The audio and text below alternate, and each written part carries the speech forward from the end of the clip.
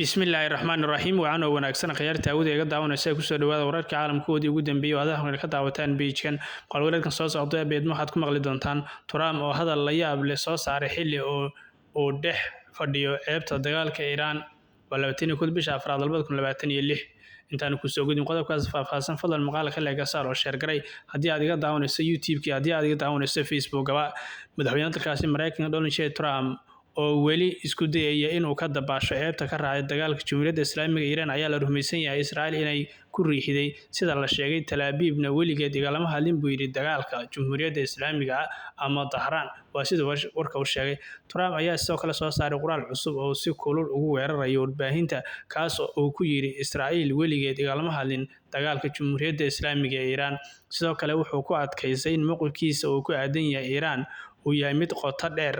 isagoo tilmaamay inuu weeraradii 7 Oktoobar 2023 ay Xamaas si weyn u xoojisay aragtida ku saabsan inaysan Iran weligeed yeelan doonin buu yiri hub nuclear ah waa sida warka u dhigay Trump ayaa hadalkiisa u muuqday mid jawaab u ah hadal weyn oo xoogan kaasi oo ahaa mid ka taagan gudaha dalkaasi Mareykanka taas oo ah in Israa'iil ayaa la sheegay inay ku tarxisay ama ay ku tarax tagtay baa la yiri dagaalka in lagu qaaday Iran ay Trump ku qancisay warbixin oo daabacay New York Times ayaa lagu sheegay qaar ka mid ah taliyayaasha Trump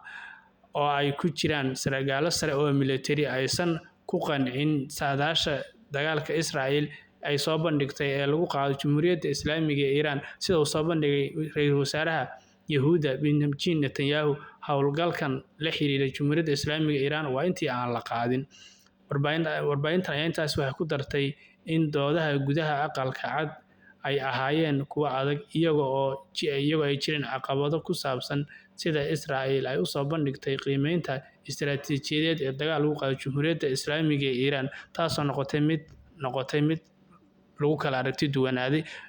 Donald Trumpna uu ku madax adeegay inuu halkaas oo dagaal ku qaado bal waxyeelada dambe ka soo cusbanaad maqaalada kale aan ku daawan doonaa fadlan maqaalka laga saaro share garay oo u geey dadka u baahan macluumaadka inay wax ka ogaadaan dagaalkan Iran iyo Mareykanka iyo Israa'iil sidii uu ku bilowday nabadda